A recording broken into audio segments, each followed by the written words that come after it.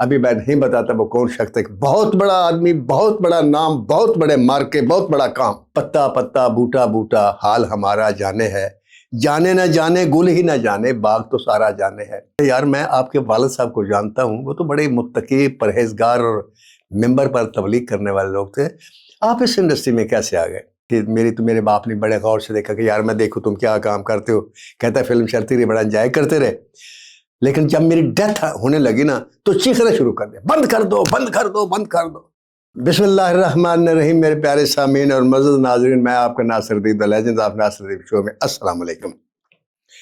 میرے پیارے سامعین اور معزز ناظرین، آج میں جس شخصیت کے بارے میں آپ کو بتانے لگا ہوں، کہانی سنانے لگا ہوں، اس شخصیت کے ساتھ میرا بڑا گہرا رابطہ بھی رہا ہے، تعلق بھی رہا ہے، اور بے شک ان کے ساتھ میں کام نہیں کر سکا، لیکن میرا ان کے ساتھ تعلق ایسا تھا جیسے میں ہمیشہ ان کے ساتھ کام کرتا رہا ہوں.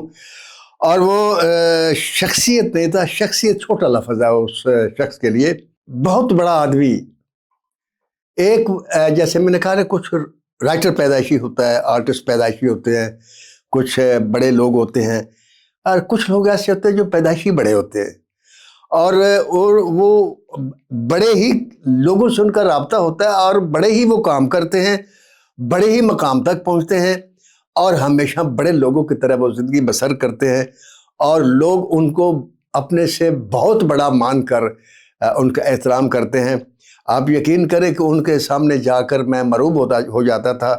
ان کا میری زندگی میں بہت بڑا حصہ بھی ہے جو میں آج آپ کو سناؤں گا، اور آپ کو مزہ بھی آئے گا، کیونکہ ناصر دیو کو اصل منزل تک رہنمائی کرنے والا، لے جانے والے شخص کا نام ابھی میں نہیں بتاتا وہ کون شخص ہے. بہت بڑا آدمی، بہت بڑا نام، بہت بڑے مارکے، بہت بڑا کام، جس کے لیے میرے پاس آج الفاظ نہیں ہیں. میں سوچ رہا ہوں کہ کن لفظوں سے میں اس شخصیت کا تعارف کراؤں کہ جب وہ کسی بھی فیلڈ میں آیا تو اس میں وہ انتہا تک پہنچا، اور بڑا آدمی تھا، اور اس کو بڑے لوگ، یعنی ایسا آدمی تھا جس کو بڑے لوگوں کی خواہش تھی کہ ملے. ان کی کبھی خواہش نہیں تھی کہ وہ کسی بڑے آدمی سے ملے، لیکن بڑے لوگوں کی خواہش رہی کہ وہ ان سے ملے. آپ سوچ سکتے ہیں کہ وہ آدمی کیا ہوگا.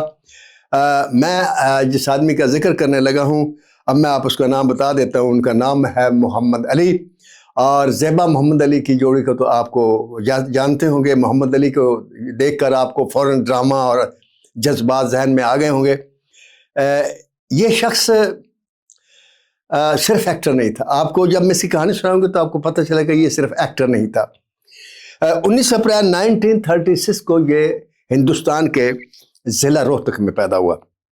روہتک ضلع جو ہے یہ کرنال کے ساتھ ہے، اور کرنال جو ہے یہ میری جنم بھومی ہے. میری جنم بھومی سے مراد یہ کہ میں نہیں پیدا ہوا، لیکن میرے دادا جی وہیں پیدا ہوئے، وہاں سے ہجرت کر کے آئے تھے. تو 1947 میں ان کا خاندان جو ہے وہ لاہور شفٹ ہوا. یہ ایک سید گھرانہ تھا، اور ان کے جو والد صاحب تھے انتہائی دیندار آدمی تھے، تبلیغ کرتے تھے ہر وقت، وہ ہر وقت کلام پاک پڑھتے تھے، اور مجدد الثانی کے مرید بھی تھے. تو گو کہ یہ گھرانہ بڑا نہیں تھا، متوسط گھر تھا، لیکن آپ کو پتہ ہے کہ بڑے لوگ ہمیشہ چھوٹے گھروں میں پیدا ہوئے ہیں. ان کی اگر اکثریت آپ دیکھیں، محلوں میں ٹال سٹائی پیدا نہیں ہو سکتا. محمد علی 1930 میں پیدا ہوئے، تو ان کے والد صاحب جیسے میں نے بتایا دیندار تھے. لاہور شفٹ ہوئے، کچھ عرصہ لاہور رہے، پھر یہ ملتان چلے گئے، کچھ عرصہ ملتان میں رہے، اور پھر یہ حیدرآباد میں، اور حیدرآباد میں یہ مقیم ہو گئے فار ایور. تو حیدرآباد میں محمد علی صاحب نے تعلیم کا سلسلہ شروع کیا. تو چونکہ حالات ایسے نہیں تھے، شوق جو تھا وہ پائلٹ بننے کا تھا، لیکن جب پتہ چلا کہ پائلٹ بننے کے لیے ایبٹ آباد میں داخلہ لینا پڑے گا، اور وہاں فوجی ٹریننگ بھی لینی پڑے گی، تو اس کے جب اخراجات کا اندازہ لگایا تو ان کے والد صاحب جو تھے وہ اس قابل نہیں تھے کہ ان کو دے سکتے، اور شارٹ کٹ ان کو ڈھونڈنے کا راستہ نہیں آتا تھا. وہ دیندار لوگ تھے اور حلال کی روزی کماتے تھے، لہٰذا انہوں نے فیصلہ کیا کہ آپ پائلٹ نہیں بن سکتے، لہٰذا آپ پڑھائی کریں. لہٰذا انہوں نے پڑھائی کی، اور اس کے ساتھ ساتھ اپنے اخراجات پورے کرنے کے لیے اور گھر کے اخراجات پورے کرنے کے لیے کلیم آفس میں جاب بھی کر لی. 1956 کا زمانہ ہے. اچھا، وہاں سے یہ چونکہ ان کی آواز بہت اچھی تھی، تو یہ شام کو کیا کرتے تھے، یعنی دن میں پڑھتے بھی تھے، پھر اس کے بعد 2 بجے کے بعد یہ کلیم آفس میں نوکر بھی تھے. شام جب ہوتی تھی تو اس کے بعد یہ حیدرآباد کے ریڈیو پر چلے جاتے تھے. وہاں ان کی ملاقات ہوئی اس حیدرآباد ریڈیو کے ڈائریکٹر جناب زیڈ بخاری سے. زیڈ بخاری بڑی عجیب شخصیت تھی اور بڑی مردم شناس شخصیت تھی. انہوں نے اس شخص کی آواز کو سنا. آپ کو محمد علی کی آواز تو ذہن میں ہوگی. جب ان کو یہ آواز سننے کا موقع ملا تو انہوں نے فوراً ان کو ڈراموں میں کاسٹ کر لیا. اس وقت ٹی وی تو تھا نہیں, تو ریڈیو پر یہ ڈراموں میں کام کرتے رہے رات کو جا کر. آواز اتنی اچھی تھی اور اداکاری اتنی اچھی کی کہ ان کو بہترین براڈ کاسٹر کا بھی خطاب ملا. یہ ان کی بطور آرٹسٹ پہلی انٹری ریڈیو پاکستان حیدرآباد میں ہوئی, جہاں سے بہترین براڈ کاسٹر کا خطاب لے کر یہ وہاں سے نکلے. اور آواز کی وجہ سے فلم انڈسٹری میں ان کو آفر کی گئی. ان کی آواز بہت اچھی تھی, لہٰذا وہاں فلم شروع ہوئی تو ان کو بلایا گیا. ان کی قد و قامت دیکھ کے, ان کا گرینجر آواز کا دیکھ کے, ان کی آنکھیں دیکھ کے ان کو ولن کا رول دیا گیا. ہیرو کا رول اس فلم میں ایک غیر معروف آدمی کا تھا جس کا نام تھا عارف. آپ جانتے بھی نہیں ہوں گے. فلم کا نام تھا چراغ جلتا رہا. آپ دیکھیں بڑے آدمی کو پہلا شخص جو ملا وہ ریڈیو پاکستان کا ایک چمکدار اور سب سے بڑا ستارہ, بڑا سٹار زیڈ بخاری. وہ ملے, وہ ان کے استاد تھے اور یہ آخر دم تک مانتے رہے کہ میرے استاد زیڈ بخاری.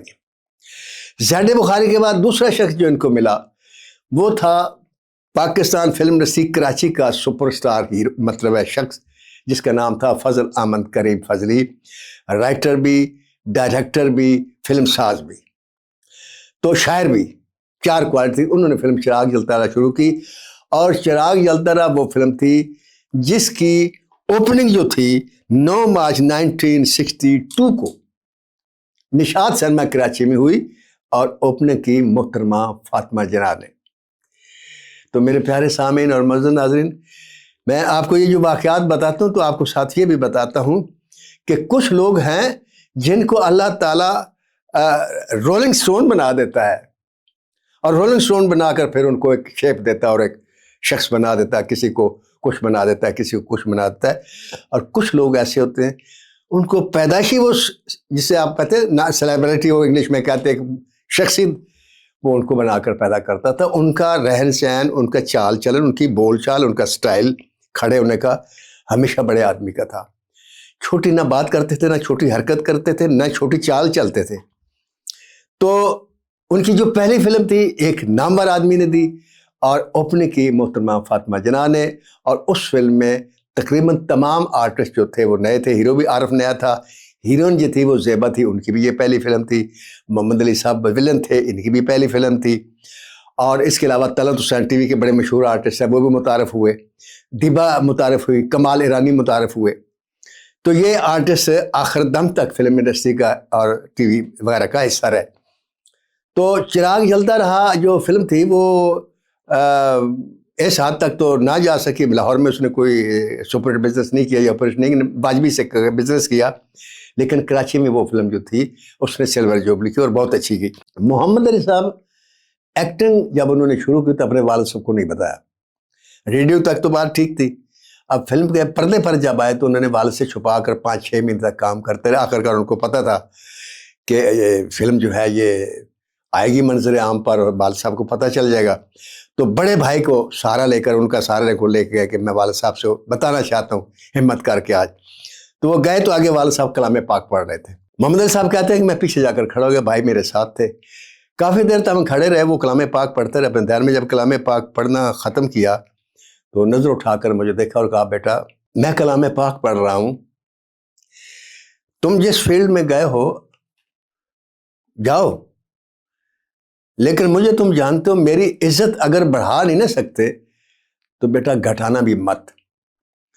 اور محمد علی صاحب کو یہ کریڈٹ ہے کہ انہوں نے عزت گھٹائی نہیں اپنے باپ کی, بلکہ عزت بڑھائی. محمد علی کے بارے میں یہ کہہ سکتا ہوں, یہ وہ شخص تھا جس نے ایکٹر کو عزت دی, جس نے پرفارمنس کو معتبر بنا دیا. مطلب جس کو دیکھ کر یہ کبھی بھی نہیں لگا, نہ مجھے اور نہ شاید کسی اور کو بھی, کہ یہ ایکٹر ہے یا یہ 2 نمبر کا آدمی ہے، جیسے کہ عام ہماری سوسائٹی سمجھتی ہے۔ محمد علی صاحب کو ہمیشہ ایک بہترین انسان کے طور پر، ایک بہترین شخصیت کے طور پر لوگ ملتے رہے۔ آگے آپ کو یہ بتاؤں گا تو آپ کو پتہ چلے گا کہ وہ کون لوگ تھے۔ بہرحال محمد علی صاحب نے وہاں ولن کے چھوٹے موٹے رول وہ کرتے رہے کراچی کی فلموں میں، لیکن اس وقت لاہور مرکز تھا پاکستان فلم انڈسٹری کا، وہ 1962 میں یہاں شفٹ ہو گئے۔ یہاں شفٹ ہو گئے تو ان کی پہلی فلم جو بطور ہیرو آئی، اس فلم کا نام تھا شرارت۔ وہ فلم بھی واجبی سی گئی، مطلب محمد علی صاحب کو ابھر کے اس طریقے سے نہیں آئے۔ اس کے بعد یہ چھوٹے موٹی فلموں میں رول کرتے رہے۔ 1964 میں ایک فلم ریلیز ہوئی، خاموش رہو، رائٹر تھے ان کے ریاض شاہد، اور جمیل اختر شاید اس کے ڈائریکٹر تھے۔ اس فلم نے محمد علی صاحب کو راتوں رات آسمان پر پہنچا دیا۔ اتنا خوبصورت ڈرامہ بولا، اور لکھا بھی کمال تھا ریاض شاہد مرحوم نے، اور فلمایا بھی کمال گیا، اور پرفارمنس بھی کمال ہوئی۔ رائٹر، ڈائریکٹر اور ایکٹر کی یہ تکون ایسی سپر ہٹ ہوئی خاموش رہو فلم سے کہ محمد علی کو بعد میں اسی تواتر کے ساتھ کام کرتے ہوئے بولنے کی وجہ سے شہنشاہ جذبات کا خطاب دیا گیا۔ پھر ایک سال 2010 میں ایشیا کے 25 بہترین آرٹسٹ کا انتخاب کیا گیا، دنیا والے کو جو ایک ادارہ ہے اس نے کیا، تو اس میں محمد علی صاحب کو ان 25 آدمیوں میں شریک کیا گیا۔ تو محمد علی صاحب جب لاہور شفٹ ہوئے اور ہٹ ہو گئے تو ان کا رابطہ کن لوگوں سے تھا، ان کا اٹھنا بیٹھنا کن لوگوں سے تھا؟ اب عام طور پر ہیرو جو ہوتے ہیں وہ ہٹ ہوتے ہیں، ان کا سوسائٹی میں ادھر گئے ادھر گئے، اس سے ملے، اس سے ہاں ہو، یہ وہ، ناٹ ایٹ آل۔ یہ علم دوست بھی تھا، علم پرور بھی تھا، اور علم شناس بھی تھا۔ منٹو کو بہت شوق سے پڑھتے تھے، راجندر سنگھ بیدی کو بڑے شوق سے پڑھتے تھے، ایم اسلم کے ناول بھی بڑے شوق سے پڑھتے تھے۔ شاعری سے بے پناہ عشق تھا، جس کا سب سے بڑا ثبوت یہ ہے کہ ان کے جب لاہور میں شفٹ ہوئے تھے، رابطے کے لوگوں کے ساتھ، جب انہوں نے اپنا بڑا گھر بنا لیا جو فردوس مارکیٹ کے ساتھ ہے، اور مجھے یہ اعزاز حاصل ہے کہ ان کے بیک سائڈ پہ میں رہتا ہوں، ہم صاحب ہی ان کا، انہوں نے ایک کمرہ مخصوص کیا اپنے ادبی اور علمی شعراء کے لیے، اور ان میں کون لوگ تھے سنیے: فیض احمد فیض، جوش ملی آبادی، جگر مراد آبادی، صوفی غلام مصطفیٰ تبسم، ماہر القادری۔ یہ وہ بڑے نام ہیں جن سے ملنے کا ہم کو شوق ہوتا ہے کہ یار کاش ہم ان سے ملے ہوتے، کاش ہم نے ان کی محفل اٹینڈ کی ہوتی۔ یہ ہر رات کو اس کوٹھی میں جو علی زیب روڈ اب اس کا نام ہے، اس کوٹھی میں، محمد علی صاحب کی کوٹھی میں ایک مخصوص جگہ بنائی گئی تھی، کمرہ، جس میں یہ لوگ بیٹھتے تھے، اور ہر رات تقریباً مشاعرہ ہوتا تھا۔ وہ اسی دن ناغہ ہوتا تھا جس دن محمد علی صاحب کی نائٹ کو شوٹنگ ہوتی تھی، یا محمد علی صاحب شوٹنگ کے سلسلے میں آؤٹ ڈور چلے جاتے تھے۔ ورنہ جب محمد علی صاحب گھر پہ ہوں، رات ان کی شوٹنگ نہ ہوتی، یہ ممکن ہی نہیں کہ یہ لوگ وہاں نہ ہوں۔ آپ دیکھیں ایک ایکٹر تو سٹنگ کن کے ساتھ کرتا ہے، اس کی محفل کون سی ہے؟ فیض احمد فیض، صوفی غلام مصطفیٰ تبسم، ماہر القادری، جوش ملی آبادی، جگر مراد آبادی۔ تو ان کا جو ذہن تھا، اس سے آپ سمجھ سکتے ہیں کہ وہ کیا شخص تھا۔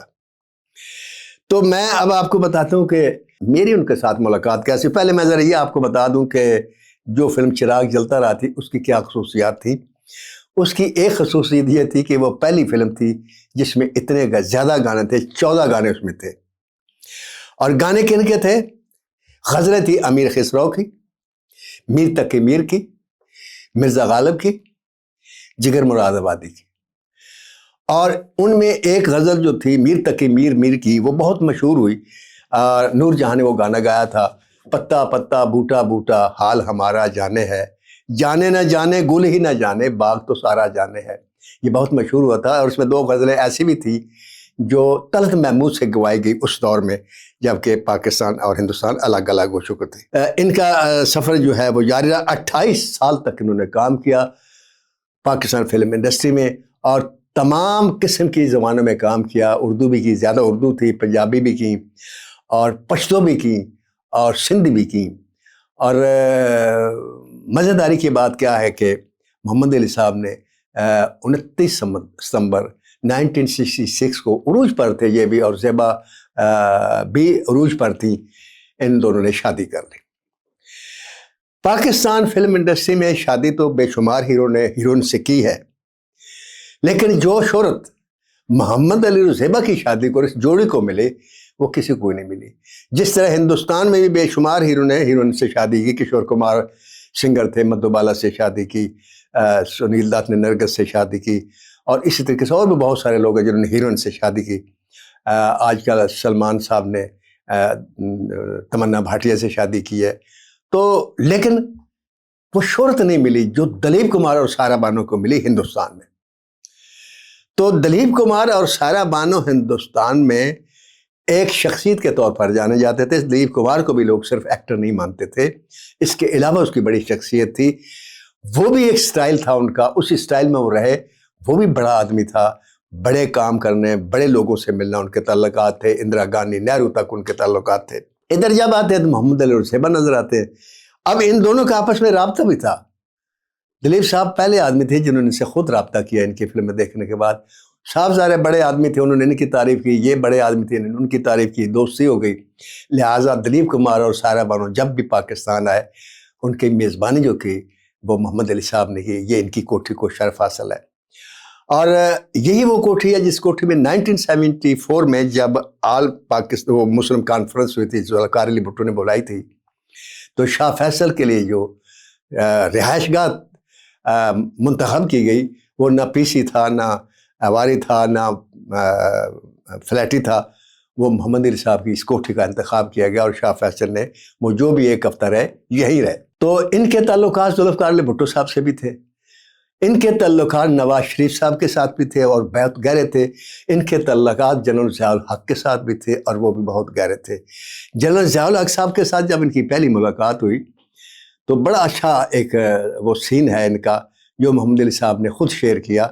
وہ کہتے ہیں کہ جب میں گیا تو ضیاء الحق صاحب ملے تو کہتے ہیں یار میں آپ کے والد صاحب کو جانتا ہوں، وہ تو بڑے متقی، پرہیزگار اور ممبر پر تبلیغ کرنے والے لوگ تھے، آپ اس انڈسٹری میں کیسے آ گئے؟ کیا خوبصورت جواب دیا انہوں نے. کہا ضیاء صاحب میرا باپ ممبر پر بیٹھ کر لوگوں کو نصیحت کرتا ہے، کچھ سمجھاتا ہے دین کی باتیں.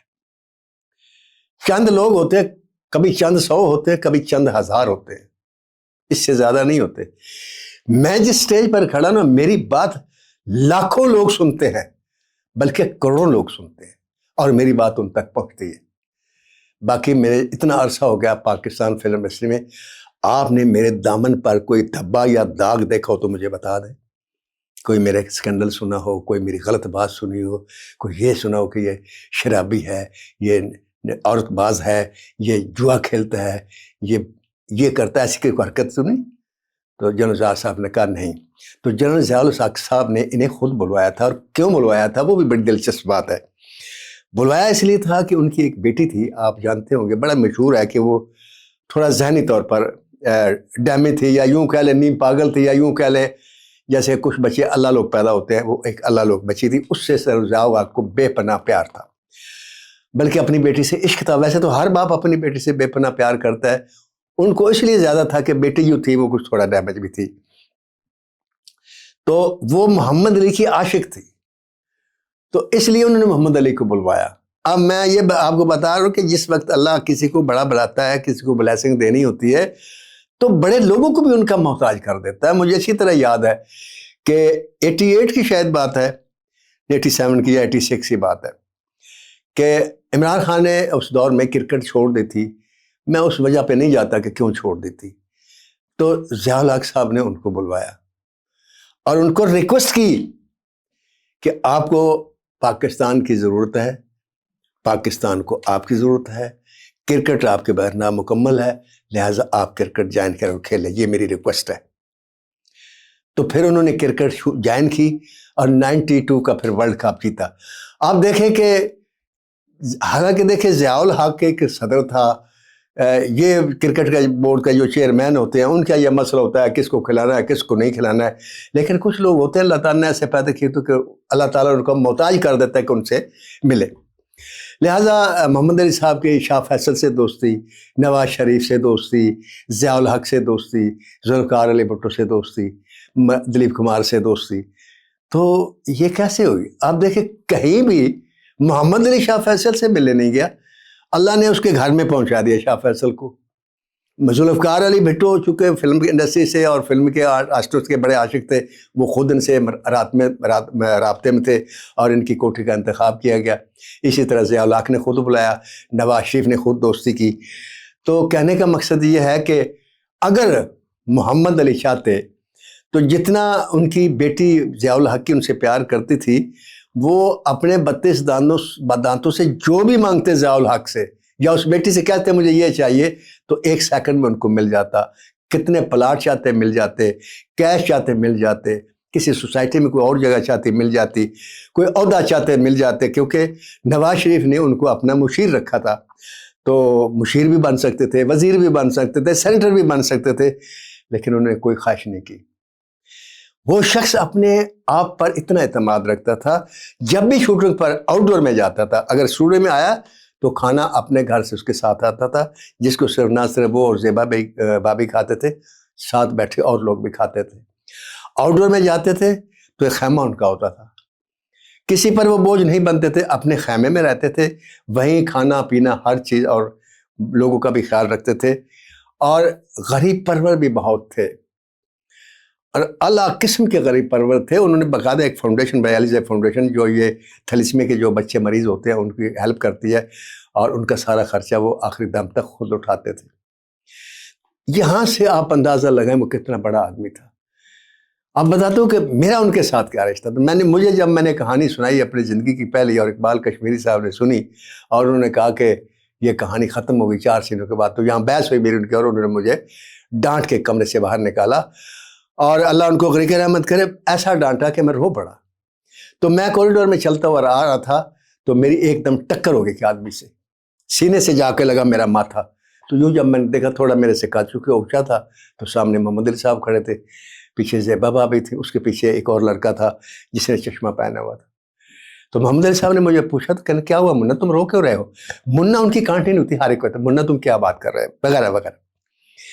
تو میں دھاڑے مار مار کر رو رہی تھی۔ اس وقت مجھے پتہ چلا میں رو رہا ہوں۔ انہوں نے مجھے سینے سے لگایا، اپنے کمرے میں لے گئے، بٹھایا، پیار کیا، پانی منگوایا، چائے منگوائی، سگریٹ منگوائے۔ جب میں نارمل ہو گیا تو میرے سے پوچھ لے کیا بات ہے، میں نے ان کو واقعہ سنایا کہ اس طریقے سے میں نے ڈبل ایم اے کیا ہوا، میں ایک چودھری کا بیٹا ہوں۔ بے شک میں بڑے لوگوں کو یا بڑی کوئی ہماری فیملی نہیں، متوسط گھرانے کے ہیں، لیکن میرا باپ چودھری ہے اور لوگوں کے فیصلے کرتا ہے۔ اور اس شخص نے جو ان پڑھ ہے، نکو لوگ اسے کہتے تھے، یہ پہلے چپڑاسی تھا، اللہ نے اس کو ڈائریکٹر بنا دیا، اس نے مجھے ذلیل کر کے نکالا۔ تو کہتے ہاں وہ سور ایسے ہی ہے، جب کسی کو پیار سے ڈانٹنا ہوتا تھا تو کہتے ہیں ارے سور یہ بات مت کرو، ورنہ منا کہتے تھے۔ تو وہ جو لڑکا چشم پہنا تھا اس نے مجھے کہا کہ یار وہ استاد آدمی ہے، ایسے نہیں کہا ہوگا، مجھے تمہاری کہانی میں نقص ہوگا تم سنا۔ میں کہا میری کہانی میں کوئی نقص نہیں ہے، یہ پہلی زندگی کی میری مکمل کہانی تھی۔ کہنے لگے سناؤ۔ میں نے کہا یہ شرط یہ ہے کہ آپ پوری نہیں سنے، انٹرول تک سنے۔ کہتے ہیں ٹھیک ہے۔ انہوں نے انٹرول تک کہانی سنی، اور پھر انہوں نے سگریٹ بجھایا، علی صاحب کے سامنے پڑا ہوا تھا وہ ایسے، اور یوں سگریٹ بجھاتے انہوں نے ایک جملہ بولا، ان کی کنٹینیوٹی تھی، ہر ایک کو آغا کہتے تھے۔ تو محمد علی صاحب کہنے لگے آغا مجھے یہ تو نہیں پتا یہ رائٹر کب بنے گا، لیکن جب یہ رائٹر بنے گا نا سب رائٹر گھر چلے جائیں گے۔ تو اس نے کہا کہ میں زندگی میں اگر میرے پاس ایک فلم ہے، جب مجھے دوسری فلم ملے گی میں تمہیں رائٹر لوں گا اور یہی فلم بناؤں گا۔ لمبی بات ہے، پھر وہ فلم بنی، اس فلم کا نام تھا وحشی جٹ۔ یوں میں یہ کہتا ہوں کہ مجھے جو مایوس ہو کر میں جا رہا تھا، رو رہا تھا، وہ ٹرن دے کے ایک نئے منظر کی طرف محمد علی صاحب اپنے کمرے میں لے گئے، اور وہیں مجھے حسن عسکری صاحب ملے، اور یہ ایک ذریعہ بن گیا میرا اور ان کے ایک بڑی یادگار ملاقات کا۔ تو محمد علی صاحب کہ اور بھی ایک کوالٹی تھی، اور وہ جو کوالٹی یہ تھی کہ وہ کبھی کسی کی برائی نہیں کرتے تھے، اور کبھی کسی کو ڈسکس بھی نہیں کرتے تھے۔ حالانکہ میں نے دیکھا ہے کہ جب بھی کوئی اعلیٰ مقام پر رائٹر پہنچ جائے، ڈائریکٹر پہنچ جائے، ہیرو پہنچ جائے، تو وہ مختلف باتیں کرتے ہیں، کوئی ادھر کی ادھر کی، وہ لیکن وہ صرف اپنے کام تک رہتے تھے، اگلے کی بات سنتے تھے۔ اگر اس کے کوئی مسئلہ حل کرنا ہوتا تو اس کو حل کرتے تھے، اگر اس کو کچھ پیسے چاہیے تو وہ پیسے دیتے تھے، اگر کوئی اور اس کو مشورہ چاہیے تو وہ مشورہ دیتے تھے، اس کے علاوہ وہ کوئی بات نہیں کرتے تھے۔ فضول گپے لگانے کی اس شخص کو عادت تھی کہ لوگوں کو ڈسکس کرنے کی عادت، لوگ ان کو ڈسکس کرتے تھے. اور بڑے آدمی کی سب سے پہلی نشانی یہی ہوتی ہے، وہ لوگوں کو ڈسکس نہیں کرتا، لوگ اسے ڈسکس کرتے ہیں.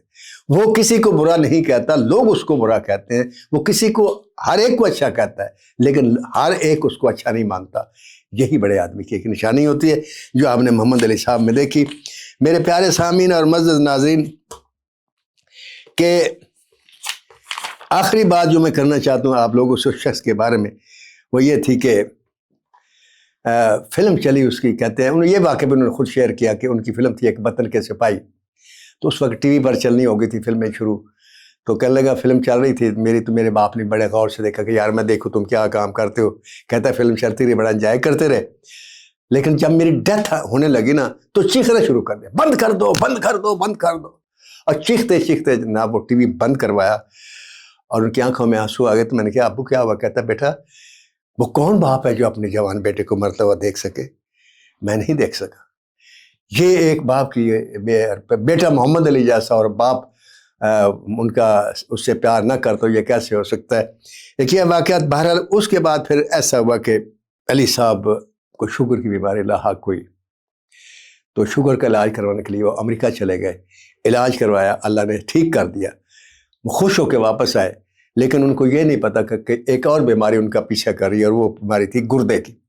تو جب چیک کرایا تو پتہ چلا کہ ان کا پیدائشی طور پر گردہ ایک تھا. میرے پیارے سامنے اور معزز ناظرین، گردے اللہ تعالیٰ نے ہر انسان کو دو دیے ہیں، کیونکہ گردے کا بے پناہ کام ہوتا ہے. یہ آپ کے بلڈ کو صاف کرتا ہے اور پورے جسم کے نظام کو یہ کنٹرول کرتا ہے. اور جب ایک گردہ ناکام ہو جائے یا فیل ہو جائے تو دوسرا گردہ آٹومیٹکلی کام شروع کر دیتا ہے. ان کا پیدائشی طور پر ایک گردہ تھا. تو وہ گردہ جو ڈسٹرب ہوا، اور پھر آخرکار 19 مارچ 2006 کو میں جا رہا تھا اپنے یہ گھر سے اسٹوڈیو گاڑی میں. تو میں نے دیکھا کہ محمد علی صاحب کی گاڑی کے سامنے جو وہ سائیڈ روڈ ہوتی ہے جسے سروس روڈ کہتے ہیں، اس پر فردوس مارکیٹ سے لے کر کلمہ چوک کے آخر تک گاڑیاں کھڑی تھیں. تو میرے دل میں ایک خیال آیا کہ ان کے گھر میں کوئی ایسا فنکشن تو کبھی ہوا نہیں کہ جس کے لیے اتنی گاڑیاں. بات کچھ اور ہے. میں نے گاڑی روکی، پوچھا میں نے کہا، تو نے کہا جی محمد علی صاحب کا انتقال ہو گیا. یہ 19 مارچ 2006 کا واقعہ ہے. 19 اپریل کو پیدا ہوئے 1936 میں.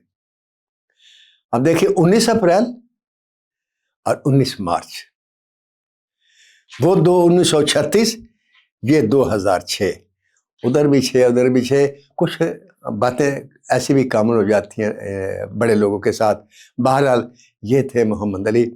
اور محمد علی اگر میں یہ کہوں کہ پاکستان فلم انڈسٹری کا وہ ایکٹر تھا جس نے ایکٹر کو عزت کے مقام پر پہنچایا. دو آدمی میں، ایک ریاض شاہد جس نے رائٹر کو معتبر کیا، مکالمے کو معتبر کیا، رائٹر کی حیثیت کو منوایا، اور ایکٹر میں محمد علی جنہوں نے ایکٹنگ کو معتبر کیا، جس نے ایکٹر کو باعزت بنایا اور جس نے ایکٹر کو سوسائٹی میں ایک اعلیٰ مقام دلایا. محمد علی اور زیبا وہ جوڑی تھی جس کو ہر گھر، خواہ وہ بڑا ہو چھوٹا، اپنے گھر میں دیکھ کر فخر محسوس کرتا تھا. اور ان کو دیکھ کر کسی آدمی کے ذہن میں یہ نہیں بات جاتی تھی یہ 2 نمبر کی جوڑی ہے. وہ 1 نمبر کی جوڑی تھی. اور وہ 1 نمبر کی جوڑی 19 مارچ کو 2006 کو ٹوٹی.